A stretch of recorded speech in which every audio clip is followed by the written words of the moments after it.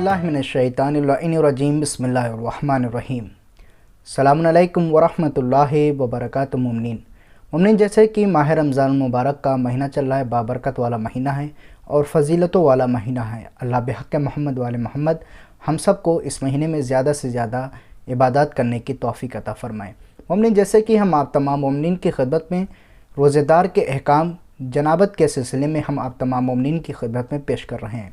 मुमिनीन, आज का एक सवाल ये है कि एक शख्स माह रमज़ान में अज़ान सुबह से पहले उसको एहतलाम हो जाता है, वो मुहतलिम हो जाता है, वो मुजनिब हो जाता है, तो अगर वो गुस्ल करना चाहता है तो उसके पास सहरी खाने का वक्त नहीं बचता है।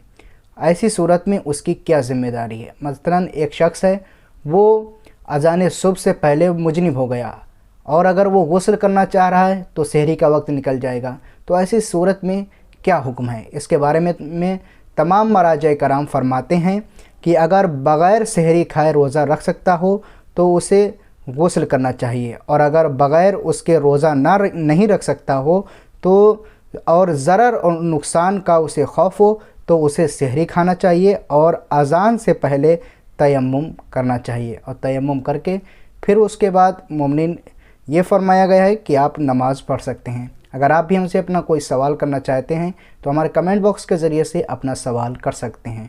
फ़क़त वस्सलाम वरहमतुल्लाहि वबरकातुहू मुमिनीन।